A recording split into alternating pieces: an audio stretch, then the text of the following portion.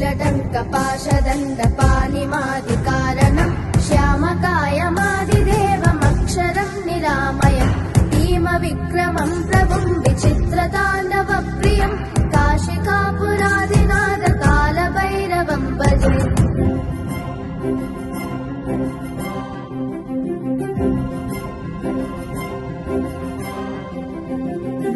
मुक्तिदायकम् प्रशस्तचारु विग्रहम् भक्तवत्सलम् स्थितम् समस्तलोकविग्रहम् विनिक्वनन्मनोग्रहेम किङ्किनीलसत्कटिम् काशिकापुरादिनाथकालभैरवम् भजे।